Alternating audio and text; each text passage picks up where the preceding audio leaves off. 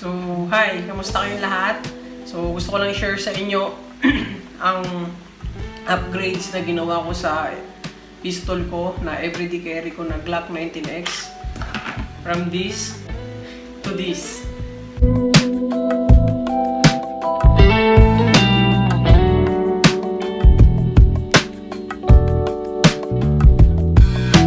So, hi guys, mga ka-pistol, mga ka-sir, mga tol dyan. So, meron tayong upgraded sa Glock natin. Ito siya. So, naglagay ako ng buttstock, red dot railings, tsaka flashlight.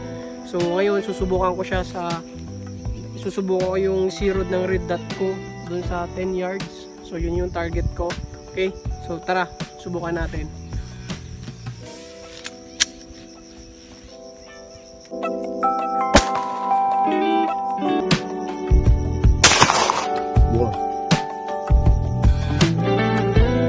Ito yung simple upgrade ko sa ADC ko na pistol. Then, yan. Ito lang yung mga dinagdag ko sa kanya ay yung buttstock na adjustable. Diba? So, napakaganda. And then, naglagay din ako ng scoop na red dot with railings dito, si slide. And then also the flashlight na Olight PL Mini 400 LM. And then, yun, okay naman, walang problema. Pag kinasa mo siya, walang problema, hammer down. So, wala na pala siyang magazines prior to filming, wala na tayong magazine lagi, and naka-safety check na siya. And then, so bakit ko nga ba siya ginawang ganito? Actually, nakikita ko kasi sa iba, yung ina-upgrade na talaga nila ay Ronnie kit, talagang linalagyan, binibili nila or ino-order nila for the Glock. So, nakita ko din sa online kasi yung mga to, sabi ko, what if I try? Kasi nga maganda yung nakikita kong ibang pictures ng iba. So ngayon, ito na siya. Ito na yung kinalabasan ng EDC ko. So, nagmukhang carbine na siya. So, may in-order pa akong isang foregrip para dito. So, hindi pa dumadating. Kaya, ito na lang muna. Dito ko na lang muna linagay yung flashlight ko. Pero dito talaga yung foregrip, tapos ililipat ko yung flashlight dito para mas maganda, mas magmukhang ano. See? So siya, yung ilaw ng scoop nagiging red, red dot or green dot ang nakikita mo dito pag sinilip. So pwede naman siyang i-adjust, but nasirod ko na to pala prior to filming. Again, sinirod ko na siya, finit ko na siya, so nakasirod na siya, kaya yan.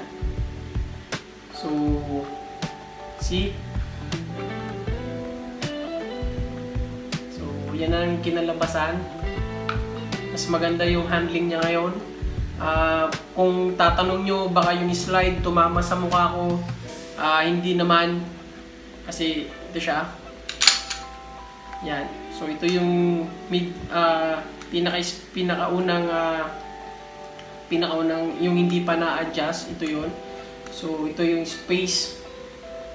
Yan. Kahit itikit mo dito, wala. Malayo pa rin. Okay? So, pag in-adjust natin baba, yan. So, mas malayo.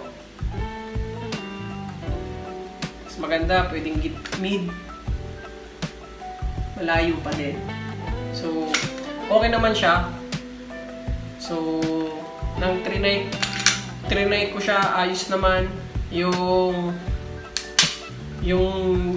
scoop niya, hindi nag-iiba yung side niya.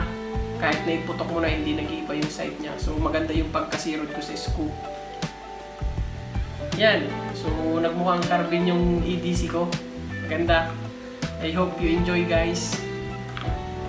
And then if you asking me kung bakit ko talaga siya ginawang ganito, dahil nga sabi ko, para magmukhang carbine naman yung ano ko, magmukhang Ingram yung or Uzi yung pistol ko. So ito yung kinalabasan niya. Okay din. So yan, ganda. For me, okay na siya, okay na yung ganyang setup para sa akin. So hindi siya talaga, walang kalog. Okay yung fit ng butt ng railings, okay din yung pinagkakabitan ng telescope, okay rin. Kaya maganda. So susubukan natin siya sa range sa mga susunod na araw. Yung titingnan natin yung mga kinabit natin kung papalag pa pag pinutok natin ng live amo talaga. So susubukan natin kung fit pa din siya. Okay? So yun lang. Ito lang yung ito lang yung ang simple upgrade ko sa Glock ko, more on external lang. Wala pa akong nababago pala sa loob. So lahat sa labas lang muna. Yan. Okay, I hope you enjoy and sana nagustuhan nyo yung look ng ABC pistol ko na Glock 19X. From pistol to carbine, ito na siya. Thank you guys. So I hope you enjoy watching my video and don't forget to like and subscribe my channel, J Strong with Firearms. And yun lang, ingat lagi. Thank you.